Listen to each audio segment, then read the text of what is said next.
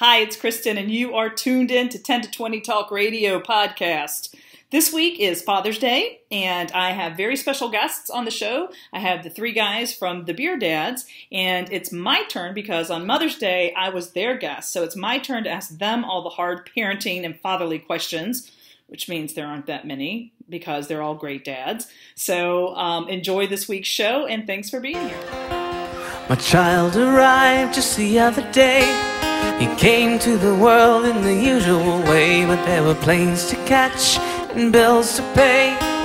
He learned to walk while I was away.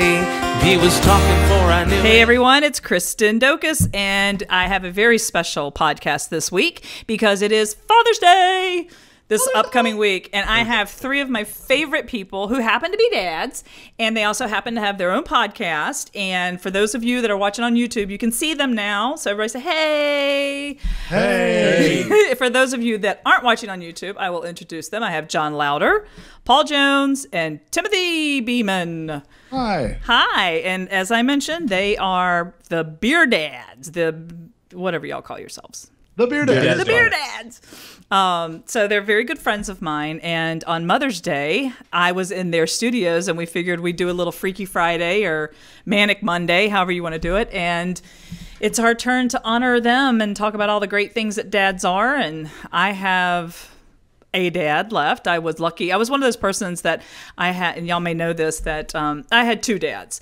I had my parents divorced when I was younger, much younger. I swear I think they divorced when I was 3. And my mother remarried, and I was fortunate enough to have a good relationship with my stepfather, who later adopted me legally. So I took his name. And the way I always looked at it is I was blessed that I had two great dads. And, I've had multiple grandfathers. Actually, my last grandfather, my last grandparent just recently passed away. So that's kind of a weird thing, especially going into the holidays. So now I'm down to a father and a father-in-law. And I love dads. Dads are awesome. Dads, especially as a daughter. I was definitely a daughter's and am still a daddy's girl. Even I'm still a daddy's girl. Is that 22? Yeah. At 22, I know. Right. Wow. Yeah. She wears it well. She loves us. I do. So, John, I know you've got a daughter, so you can appreciate that. The rest out of the 5 children y'all have, there's one girl involved. Right. Yeah. Yeah. Right. Thank goodness. But it feels like I had 5 daughters. I would, because I know how I'd be with a daughter, and I would kill somebody. You say that. One of the things I've always said is I have a post on 4Hens, things that you shouldn't say to the parents of daughters. And one of them is that, like, oh, you got 3 girls. I bet you got a shotgun. I'm like, that's not fair to guys. That's not fair to the gentleman callers if they. I beg to differ. Why? Okay, let's go there. Why, John? Well, it's anecdotal because I'm dealing with just one daughter, right? Right. So I'm dealing with one set of boyfriends. And we're lucky that she's trending up. She's now in college, right? But she started with a serial killer. That was I remember that. Yeah, and it was nightmarish. And that I've never owned a gun in my life, and I really thought about buying one. But I think part of the problem is for a dad is you don't know where to. Sometimes you just don't know what to do. Sure. You really don't know what to do. And guys we're not good at handling things when we don't feel like we know what to do. Yep. A lot of times we really don't know what to do, but we feel like we know what to do, so we're good, right? Right. We're dumb and we're wrong, right? But by golly, we're happy because we feel like we know what we're doing. With our daughters, we have no clue. And it's scary and frustrating. And with my boys, I always, I got their issues because that was my life at one point, right? Yep. So, I just can't. And the funny part was when I really was right at times, my co-pilot and my daughter didn't believe me. And I'm like, seriously, this is the way guys think. You got to understand, Oh, no, they're not. He's not like that. He's not like that. They're not all the same. He's so different. Yes, they are. They're varying degrees of the same. So, all boys, if if we're being honest, all boys want the same thing. Of course they do. Right? At the end of the day, Of right? course they do. But and my mantra was always what separates the good boys from the bad boys. They all want the same thing, but the good boys listen to no. Yeah. They No just, means no. No means no. And I'm not talking about even the extreme stuff. I'm talking Right. like I'm talking about I really don't feel like going out tonight. Okay, that's Right. cool. You know, or I Right. don't feel like I want to hang out with my friends tonight. Okay, that's cool. Well, they have a respect for that independence. And for space and territory. Right. And yeah. So, you know, and I yeah, that was the most frustrating part to me. And then, you know, just the sheer anxiety of dealing with, you know, dudes and they're just Guys being coming stupid. in trying to be all impressive and Yeah, and they bow Yeah, up. and you know, maybe the reason we're really not there yet, because my oldest, who's really the only one that is of dating age, right? She has, I mean, I think she's got lots of admirers, but you ask her and she's like, there's nobody good enough. And I'm like, Nice. All I can say is you will unfortunately not be the first to know.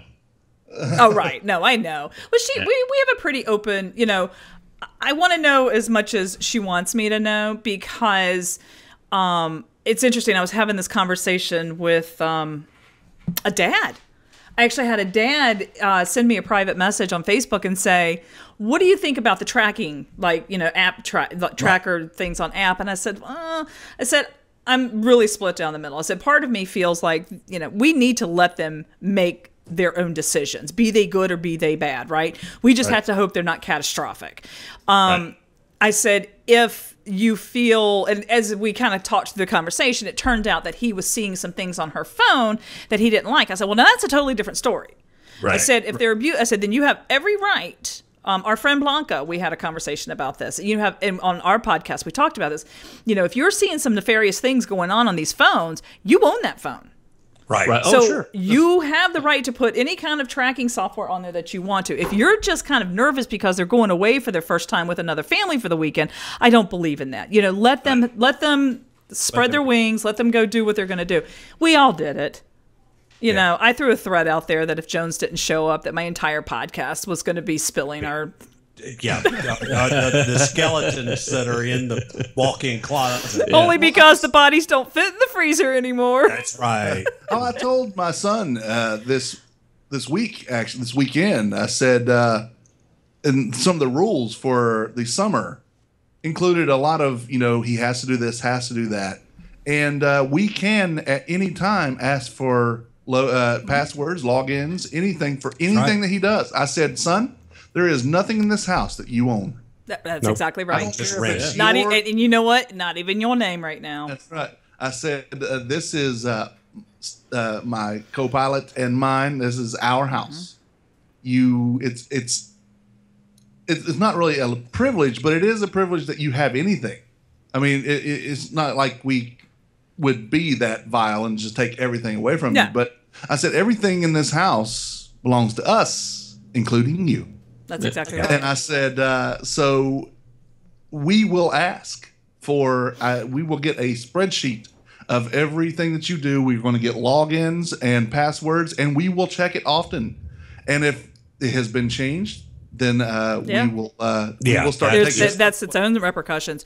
So let's get into some questions. So what was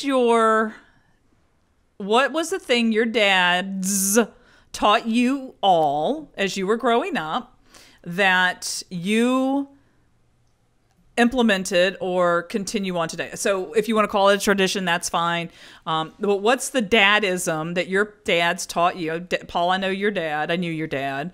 So what was the dadism? Let's do it this way. What's the dadism that you carried on, and what's the dadism that you said no way? Oh gosh, carried on's a whole lot easier to come to mind. Dad was a firm believer in. He actually had this quote. I think he had it on a T-shirt, but it was the best quotes in life are. Yeah, exactly. only those who attempt the absurd can achieve the impossible. Right. And that was him.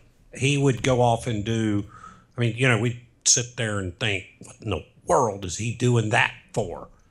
And when it became the end of whatever he was doing, there was this little piece of magic or a trophy or something that appeared, and it made him feel good to attain that. Like one of the things, and I was really young when he did this, but he was a world champion skeet shooter 2 years in a row. And, you know. So you had the shotgun. Oh, yeah. Oh, wow. Well, I've still got them. Yeah. But he just would do that as a hobby, and yet it would be every day after work when he was preparing for a competition, he was at the skeet field. Mom put up with it. Kids put up with it. He just disappeared. But then all of a sudden, here comes this accolade, and it's what made him feel good. So he said, you know, I do this for me, and it's my thing. So don't be afraid to do things for yourself. And when you do that, stretch yourself. Mm-hmm. So that's what I took from him on the good stuff. Oh, God, the bad one.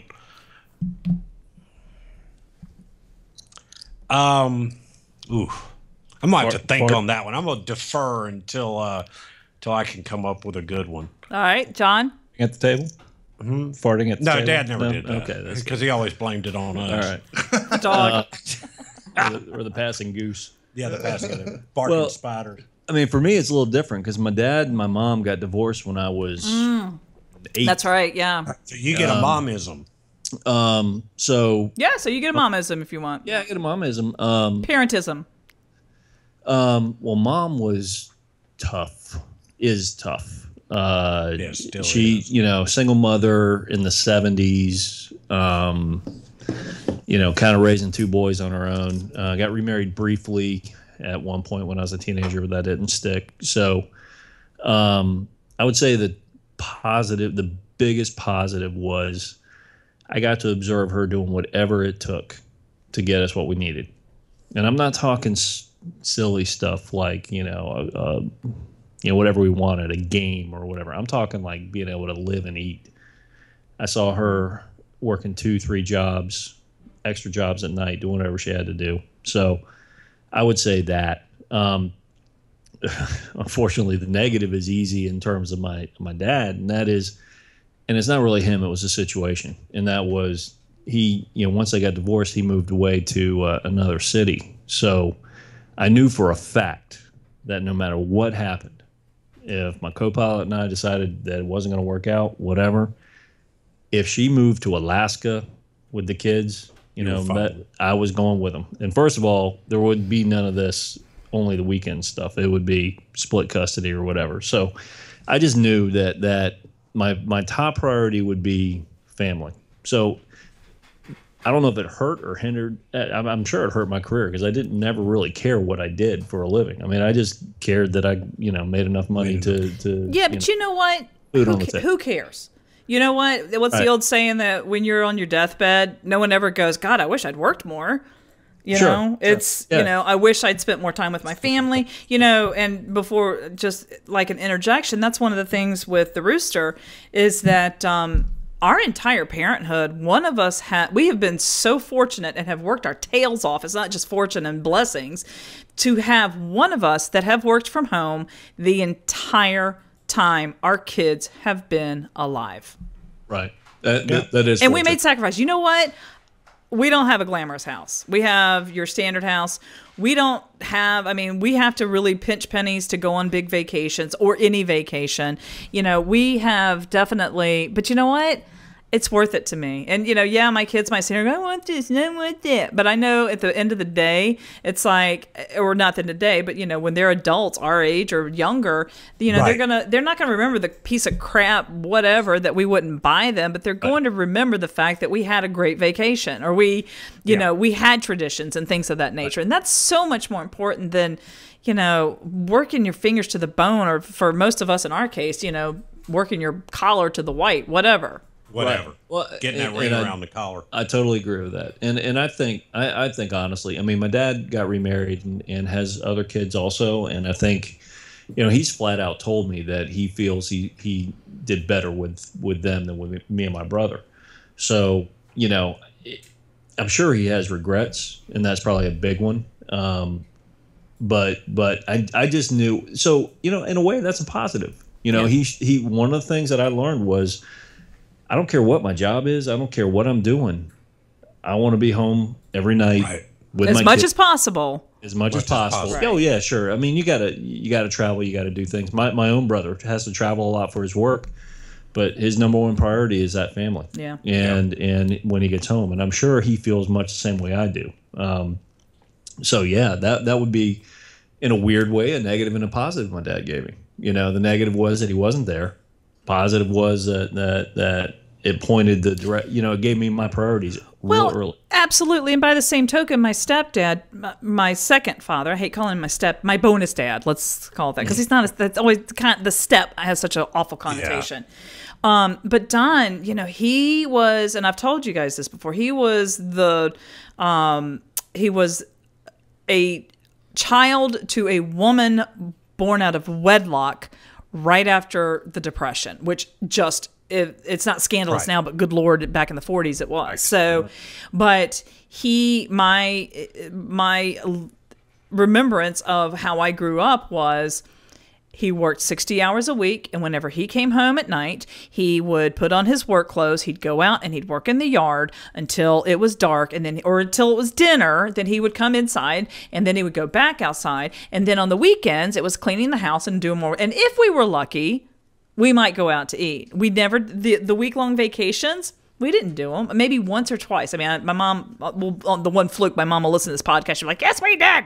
Yeah, maybe once or twice. But that was like, I don't want my kids I don't want that to be what they remember, is like, all we did is work around the house. We might be a little too on the other side of that. And John, we talked about that when I was there. Yeah. About that piece of it. But we're definitely on the other side of that. At the end of the day, there's time. There's time. There's time to fix the house. There's time to do the chores. There's not time to spend with your family. Yeah, we spend our time on what we really value. Yeah, we do, and it's the way it works. A lot of it's spent behind a screen, but yeah, exactly. That's how we communicate. You know what? With my kids at this point, that's how they choose to communicate. And you know what? I'll take it, because I know a lot of parents who do not even have that. They don't have that. Anyways, we're off topic. Okay, Tim, it's your turn. My dad and I had a great relationship. We didn't see each other a lot. That's probably why we had a great relationship. I mean, my parents still in their 40. The 21st of this month will be their 47th wedding anniversary. The dadism that I always carried from him was, and I use it now, there's only two reasons why you don't have anything you want in this world. And he's not talking about necessarily material things. He's talking about just having what you want, getting where you want to be. And really they're the same thing. It's just said in two different ways. And that's, you're not willing to pay the price, or you don't want it bad enough. Mm-hmm. And the price is not money. It's the price is what you sacrifice to get it. Time or dime is how I say it. Yeah, time or dime. So that was one thing he always really instilled in us, my sister and myself. And I try to tell my son that, and whether he listens or not, and maybe he does, and I just don't see it. He will maybe come up later and say, "Oh, I was listening the whole time." I think they listen a lot more than they let on. Of course, yeah, of course. And the downside was, my dad wasn't. Like I said, he wasn't always there when I was a young kid.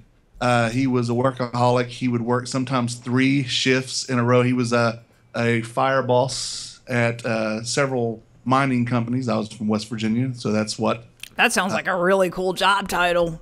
Fireball. Fireballs. It was. I don't know exactly what that means, but it sounds cool. It had to do with, I believe, letting people go, but that's not why he was only there for that. He was actually a supervisor and did a lot of stuff until I was about 12, and then he was we owned a trucking company that's in West Virginia still, and that's what brought us down here to North Carolina. And the trucking company because he bought another trucking company down here. But then he was always at work. And workaholic is not even the right word to call it. I mean, this was just, That was his life. yeah, it was. Yeah. And we were never rich, but we never wanted for anything. Right. And not that we got anything we wanted, but it was, if you need it, it's taken care of. Right. And Oh. the song "Cats in the Cradle" from Yeah. Harry Chapin was, Yeah. my mother always told me that song was written for me. I think it was written for a lot of us in the 80s. And whenever I grew up and I didn't have time to spend with my dad anymore because I had my own life to take care of, that song came true. And I decided that I'm going to try my damnedest. And it might not work, but I'm going to try my best not to have that song written Play for out. my Yeah. son and myself. One Now, of I am busy, and I'm always busy, and I try to have him with me as much as I can. Sometimes it works, sometimes it doesn't. So that's what I try to do, is not make Cats in the Cradle about he and I, or him and I, where it was definitely the song for my dad and myself. absolutely. But then you can almost overdo it. And I think that's where the helicopter parent comes in. Yeah, and that's I think that's a Yeah. That's a Yeah, totally that's a different whole thing. different. One of my other favorite dads, Scott Rigdon, who does some writing for me at 10 to 20, he's another one of those that has definitely made the conscious decision that it's not, I admire him so much because of the fact that they just have, like, experiences. They may not have all the cash in the bank, but they'll drive down to the beach and stay as cheap as they can, and they have the experiences. And they're such a happy family. And, they're a divorced family, and he does the same thing as you guys. So just want to remind everybody that you are listening to the 10 to 20 podcast, and we are live. Well, not live by the time you hear it, but live right now with the Beer Dads. And We weren't. Yeah. they're Skyping down from the far, far away area of downtown Winston-Salem, and some of my favorite guys. And we're going to give a quick little pause here for a station identification, as they used to say, but actually to pay some love to the people that help us pay our bills. Okay, so if you want to tweet at us and send us your favorite dad-isms, you can tweet to us either for us at 10 to 20, and our Twitter handle is at 10TO20, and for the Beer Dads, it's at Beer Dads Podcast, right? Podcast, There's no yes. "the" in there. I always want to stick a "the" in there, Yeah. but it's Yeah. just Beer Dads Podcast. Yeah. Someone, as you Excellent. realize, someone already had the Beer Dads. We discovered that when I was out west. Yeah. Yeah. And then they told me that they were going to have to change the name of their podcast You're like, because "You're they right." hadn't started it yet. I'm like, we're already 15 in at this point, so Yeah. we win. We but, win. But they were really cool about it, and I, told them, hey, keep me informed of what you're doing. That's right. We could could do a co-podcast with them. Indeed. The nationwide. But That's yeah, right. tweet us at Beer Dads Podcast, and you can send us an email, the Beer Dads, or is it this Yeah, Beer we're- Dads? Let So me look y'all it don't up. even know. Yeah. Yeah. Beer Dads Podcast. We confuse ourselves. The which is Beer Dads pretty common. Podcast at gmail.com. That's where the is. So I can speak of experience, or from experience, from being a mom, right? So let's all go back to, well, you and me, John. Those two only have one experience to go off of, right? How was it as a dad to be there when your child was born? Oh, wow. You didn't know I was going to get all mushy and emotional on you, did you? That's Yeah, right. You were in the back hall. when we had them, we were Smoking still in the back cigarettes. of the wagon. right. Passing out cigars.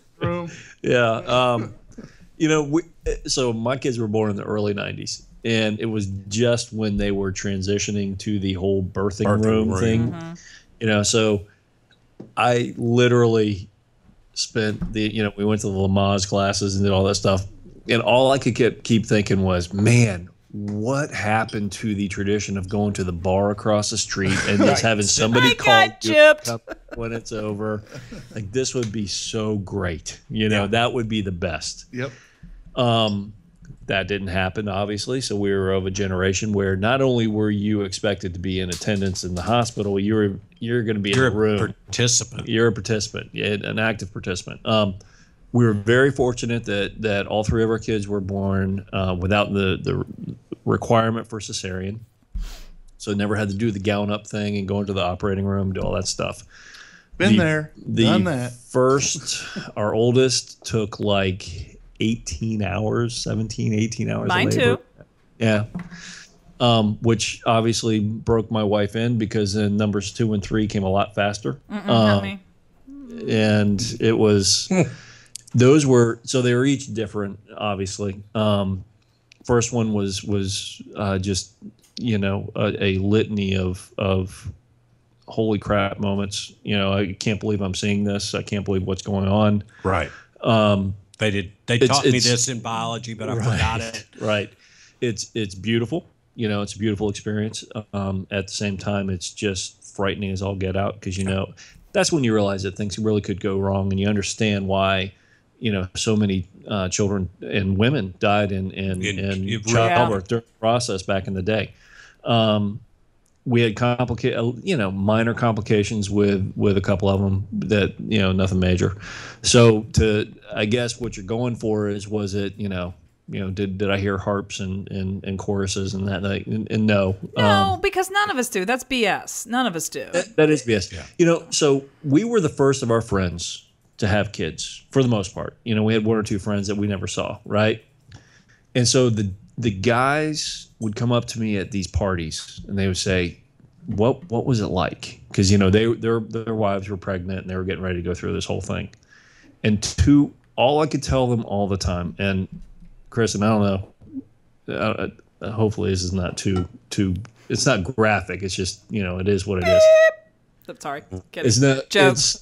I would tell them the thing you will never forget is when you walk into that room is the smell. It's the strongest memory that you have. Really? Well, no, smell is, yes. Smell is, right? And you walk into a room. So how many children have been birthed there? You know, whatever. There is a smell. And it's like nothing else you have ever experienced. And I guarantee you I told this to every one of my friends. So cut to like a year later, first one of them has had their kid. They came back, first party we've had, we're getting together. I'm like, hey, how'd it go? He was like, dude, you never warned me about the smell. Like, yeah, really? This is the first time hearing of this. Oh, man. Maybe I'll have to ask Steve this when we get done here. Well, I've got the same story that I couldn't cut the cord because I was overcome by the odors of the delivery room. Oh, yeah. So, and I mean, I even went south. All right, hold on. Steve just walked in. So I just asked the beer dads. Oh, yeah. Hey, Steve. Hey. Like a total break from protocol. All right. I said, what was your, when you had kids, what was your biggest memory, or like how did you feel? And they're telling me something about a smell. Yeah. Good answer. No, that's simple. So Chris, I was busy. I'm sorry, y'all. Yeah, exactly. But it's not like it's the most important part of the memory. It was the most surprising because nobody tells you. You see the movies, right? You go to Lamaze and you see the movies. You expect all the action. You know what you're going to see. You know all this stuff that they've warned you about. Not one person said, "Hey, and by the way, it doesn't smell too great." Yeah. Nobody. I can't imagine that it would, but you know, most moms are a little bit busy, so. I didn't have that experience because my son was born by C-section. Right. And it was emergency. I mean, they broke the water, and that was a bit odd. And it was like someone laid a fire hose in the grass, and it just kept running and running and running. That the doctor had said that is the most fluid he'd ever seen. He had to change his gloves 3 times. And wow! And they used all of the bedding and all the towels. They even went to another birthing room to get linens from that because there was so much fluid. Good. And then he went backwards. Instead of coming down into this is graphic part here into the birth canal, he went backwards. Yeah. And he said, "No, I'm not ready." He broke it. He turned off his jacuzzi, and he did not like it. He ran for the hills. And and his the heart rate would go down. What it was he was laying on his umbilical cord. He being the son, not the son. doctor. Right. Right. Right. That's right. Yeah. And- Be clear. And every time she would have a contraction, he was being borne down on. So he would lay on and so the heart beat would go down. So they really freaked out. Yeah. So the doctor had other things to do that day. I mean, he had more than just her to take care of, and she was just on a monitor. So finally, he called back and said, "We're thinking we're just going to have to do a C-section," which we had already been told that with great possibility because it was induced and everything was right. However, he forgot to tell the hospital that, so they considered it a emergency C-section. So it was an extra $1,000 that we had to pay. Oh yeah. Yeah. But we got in there, and here I was putting on the cap. I had long hair at the time. Put on the cap and the gown and the little booty things, and I go sit down. And I'm like you, John. I'm tall, so I sat down, and my eye level was above the little separation curtain. Oops. And I turned and looked. I'm like, Oh, I don't need to see that. and I am. I Pass out have a time. thing about blood. It really turns me off. But the thing is, I can see the blood. I don't want to see the cutting. Hold on. They'd Hold already- on. Hold on. Rooster's back in the house. So Hold on. guys- You got to talk here. So guys, actually, the key to me is this: is the thing that I remember is whether my fingers were going to start getting feeling back or not. Oh yeah. The squeeze. Yeah. Squeeze. Yeah. That's what I remember. If I remember something the most, it's if my fingers were going to be able to turn around and recover. Yeah. So Yeah. But the They thing- did. Although I might add, let me just interject on the finger thing that at the birth of our second child, and I think I've told y'all this story, Steve-O decided he was going to go play some basketball, and everybody knows that white boys cannot play basketball, and he broke his finger. I take exception to that. He But broke his. No, you just broke the pinky. You didn't break the whole hand. All right. Anyhow, but that's interesting because obviously we're busy. well, you guys are. So here's the thing. Guys we're in a tough spot. We know what you're going through. No, you right? don't. I mean, No, you don't. We physically don't know, but we're looking at you. We going, understand. Yeah, we that is understand. something I am so glad I'm never gonna be a woman and don't have to go through that. Right? This birth alone is proof that women are the stronger sex. no I doubt, had no 7 kidney stones, and It don't matter. Right.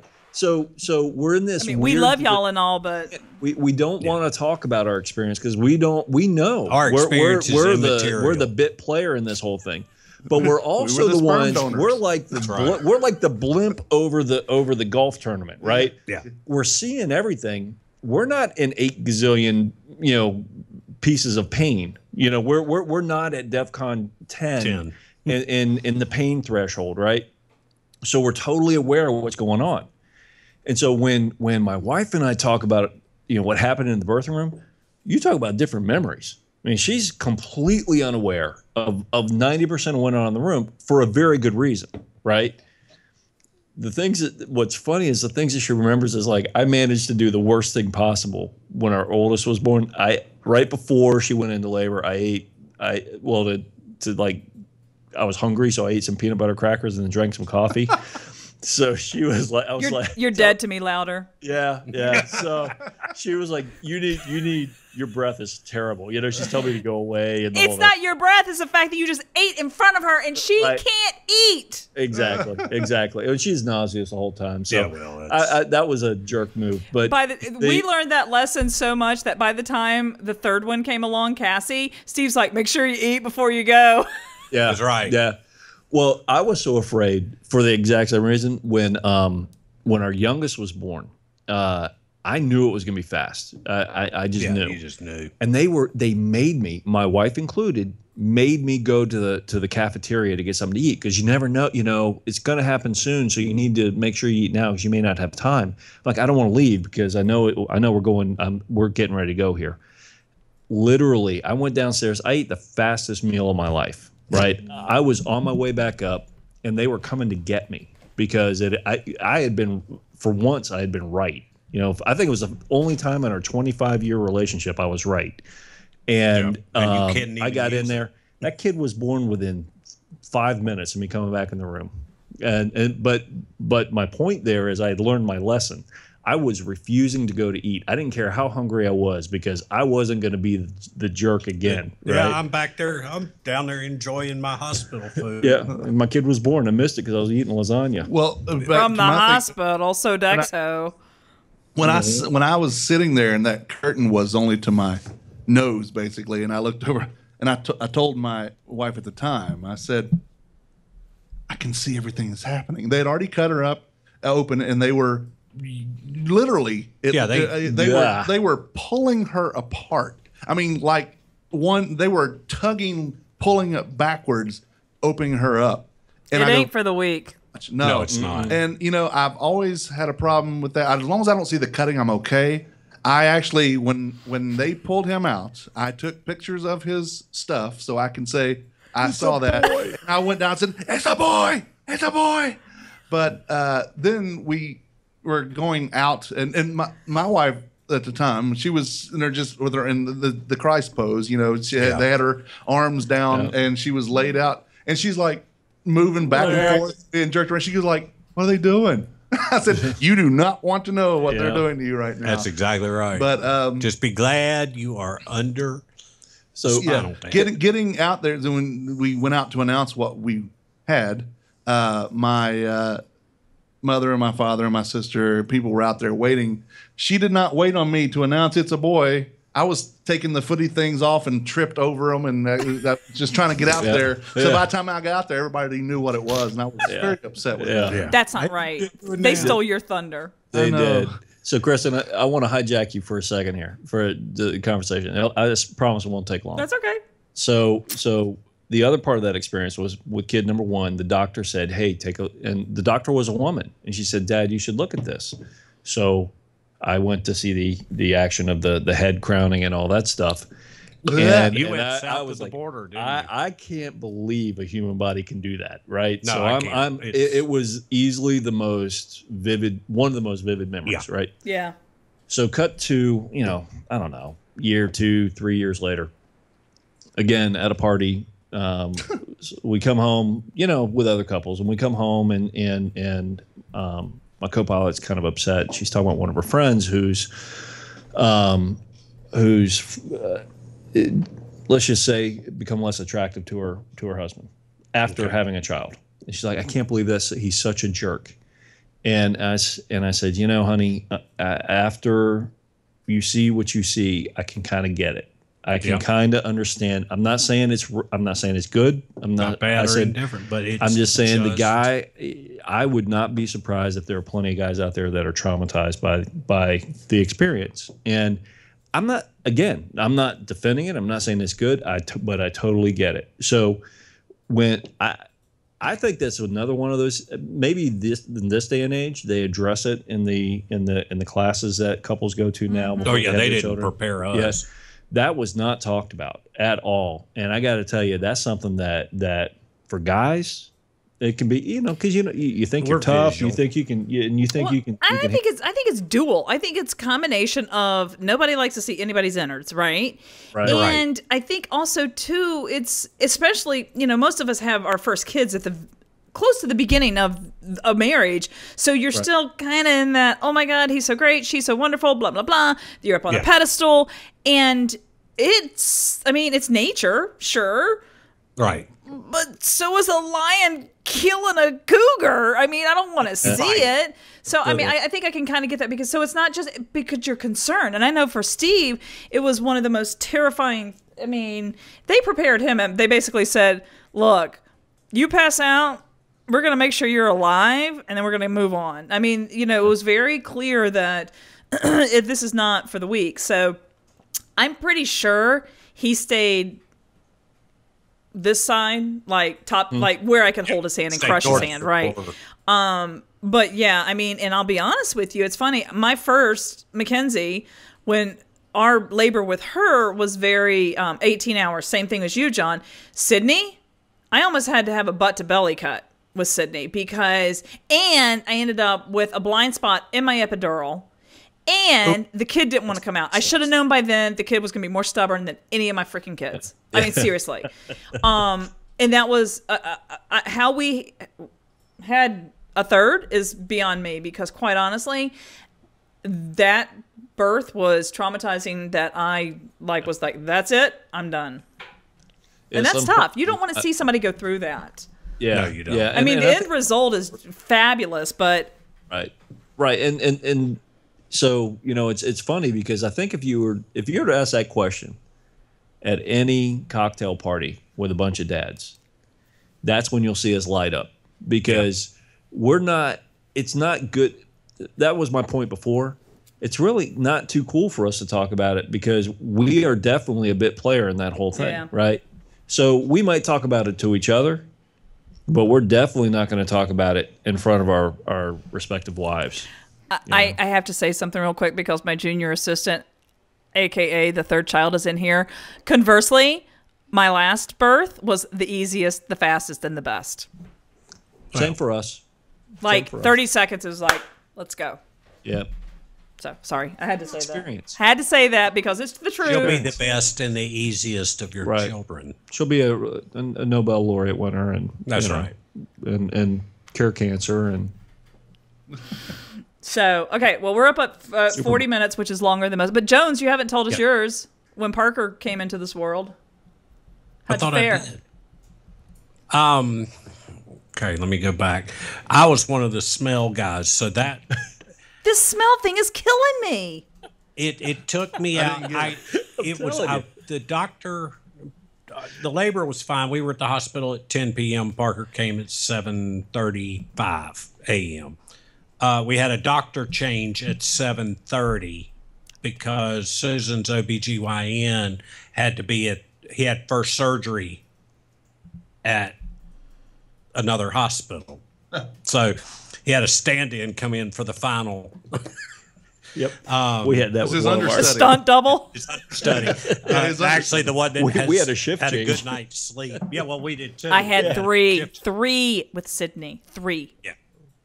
So, but everything just kind of went swimmingly. One of the other memories I have was how bad the coffee was in the hospital. Well, of course. 2:30 in the morning. Yep. But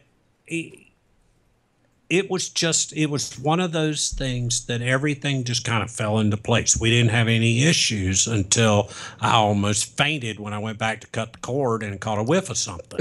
And I said, I've got to go back. So I laid my head next to Susan's and recovered. I mean, it was. I don't know what it was, but Well, it's kind of like a sympathy puke. it almost does is. to it, you know. It almost is. Okay. All right. Listen, before we go, because we got to wrap it up, because I know both of us only have half-hour shows, right? Yeah. Did you guys give your wives birth gifts? Yes. Huh? What is that? I don't think that was a thing in '92. I really don't. Because I didn't. that coincided with Y'all our- couldn't see it, but my mouth was on the ground. Yeah, no, we saw it. No, y'all could, but the people listening couldn't. Yeah. Yeah.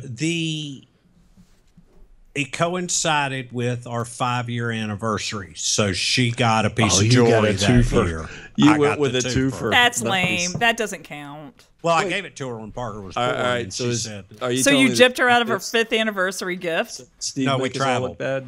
Did Steve make us all look bad? Did you? Nothing. Gifts? Nothing. What? I've never heard of it. Honestly, I I've never neither. heard of I that. hadn't either. I think it's Is that now a justified. thing? Is it? Is it? Oh no, I That was totally ahead of the agree. Is it like Mother's Day now? I don't know. Like a Hallmark thing? Like I Father's think Day? it goes along with, the same parents or the same group that has, the Pinterest parents. I'm going to tick somebody off, and then the ones that planned all these stupid, like kindergarten, 5th grade, 8th grade graduation, thought they were good ideas. Yeah. The idea is like, what are you, I cheered. Prince Charles? I mean, you show up with your, hey, baby, here's your birthing gift. And then the other thing that I didn't do that my best friend did was the baby moon. Did anybody do a baby moon? No. I didn't either. What? What A the baby heck's a moon. moon? It's the last, when you're pregnant, it's the last trip you take together before the baby's born. Oh God. No. Well, no, Because it's the last time you're going to be able to travel without a child. she was pregnant. We found out the 3 days before we went to Disney World, and then he was 4 months old the next time we went to Disney World. So it was. Yeah, there ain't no baby There was moon. no baby moon there. One thing I want to say that was funny, and then we got to go. But when they brought Trey in after the C-section and laid him down, and he took hold of the breast as they do, he peed all over my ex-wife. So that's a warm memory for and, you right. now. and I'm like, well, that's fitting. Did everybody start singing "Somewhere Over the Rainbow"? No. But she laughed about it, and I think that's one reason they have such a close relationship, the two of them. Yeah, Because he probably. peed all over her. all over Yeah. her as soon as he Well, latched on. And and the doctor says, "Well, at least we know that works." Yeah, Yep. yeah, it worked well. So Oh my God. All right. Well, this has been a very fun. It could possibly rank as one of my favorite podcasts that 10 to 20 has done so far. I We would- like the course. video component. This Yeah, is yeah. This Yeah, I is like awesome. this. Hey, I like look, it. now we can do more. Yes. I definitely want to give a big shout out to my friends John, Paul, and Tim over at the Beer Dads. And again, I will put in the show notes how you can find them, but definitely look them up and subscribe to their podcast, because they're three awesome dads who talk about parenting while sipping on a beer. And again, for those of you listening for 10 to 20, please subscribe. I'm not begging. I'm just saying please, because it's the polite thing to do. Please subscribe to our iTunes or Stitcher. I always want to say Stitcher. That's not It is right. Stitcher. It is Stitcher. So I want to say Skitcher. Skitcher. It's I'm going off script, That's a y'all. tennis So. shoe. And we're also on Stitcher and iTunes as well. And Find SoundCloud. us, and, So. you can find us beerdadspodcast.wordpress.com for now, and that'll change to beerdadspodcast.com. So we own the domain. We just haven't. You just have it. There's only so much time in a day. You know, we're all building our media empires, and True. Exactly. there's only so much time. So yeah, so definitely send us a tweet if you've got some other ideas about shows, or perhaps even want to have a topic. And again, that is 10TO20 at 10 to 20 and at Beer Dads Podcast. And again, I'll put all these show notes. So I appreciate it, guys. This was fun. And from, It was fun. From It was the bottom fun. of my heart, because I will not be anywhere near y'all, I hope you have the most fabulous Father's Day that you all deserve. I think you all are just fantastic dads, and y'all got to get the rooster down there for a podcast, for a Beer Dads podcast. Seat Anytime. is wide open. The seat's warm and the beer's cold. That's how he likes it. That's how he There you likes go. it.